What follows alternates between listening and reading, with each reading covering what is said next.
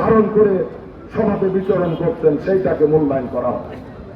আপনার প্রার্থীকে নিয়ে আপনি গ্রামে গঞ্জে হাটে বাজারে ভোট চেয়ে বেড়াবেন, আর আপনার প্রতিপক্ষের প্রার্থীকে নিয়ে তাদের অনুসারীরা ভোট চেয়ে বেড়াবে, আর বের হয়ে যাওয়ার পরে বলবে জায়গাকে বিএনপির প্রার্থীর সাথে আছে, এরাই তো দোকানে তারা মেরে বেড়ায়, এরা মানুষের জমি দখল করে, এরা চাঁদাবাজি টেন্ডারবাজি করে। আর আপনার প্রতিপক্ষের প্রার্থীর সমর্থকদের আঙুল দিয়ে বলবে যে এটাকে এরা সফেদ, এরা কত সুন্দর মুত্তাকি, এদের ড্রেস আপ, এদের চালচলন কত সুন্দর। এই যে প্রতিযোগিতায় যদি হেরে যান, ওই স্বপ্ন ক্ষমতায় যাওয়ার কোন দিন আপনার বাস্তবায়ন হবে না। কারণ এখন ফ্যাসিবাদী ব্যবস্থা নেই, সবাই কিন্তু গণতান্ত্রিক ব্যবস্থায় পরিচালিত দলগুলোয় মাঠে আছে। কাজেই বন্ধুরা আমার, এই জিনিসটা অনুভব করে সেইভাবে চলার চেষ্টা করবেন।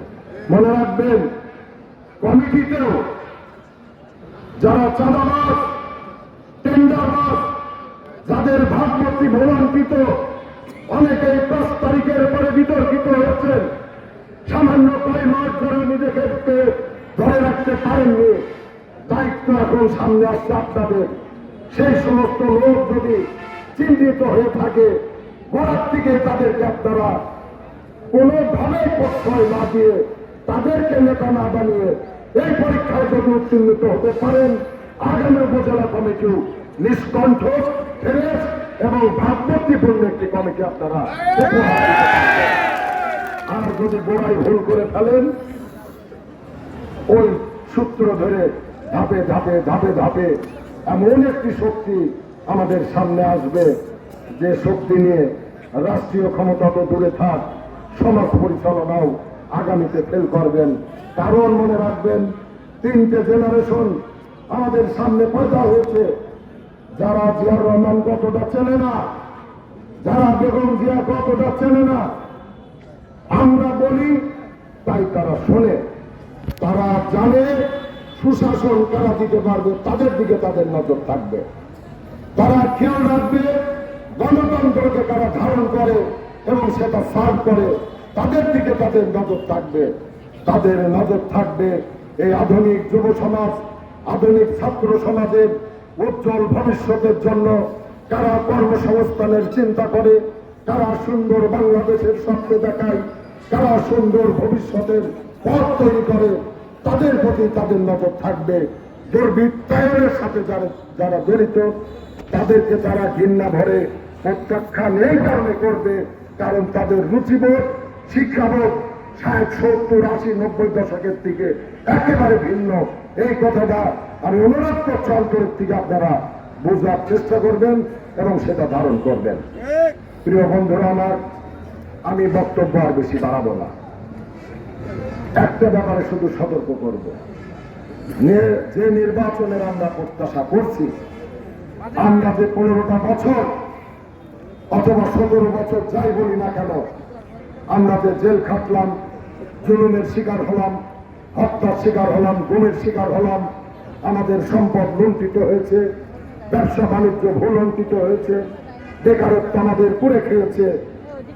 আমরা মাঠে থেকে লড়াই সংগ্রাম করেছি একটাই উদ্দেশ্যে, যে আগামীতে গণতন্ত্র ফিরে আসবে, মানুষ সঠিকভাবে ভোট দিয়ে একটি সুন্দর রাষ্ট্র কাঠামো তৈরি করবে, যার মাধ্যমে আমরা দল করতে পারবো, আমাদের রুটি রুটির ধান্দা করতে পারবো, আমরা সমাজ বিনির্মাণ নির্মাণ করতে পারবো। আমাদের কাছে আশঙ্কা হচ্ছে, এই যে এত ত্যাগ,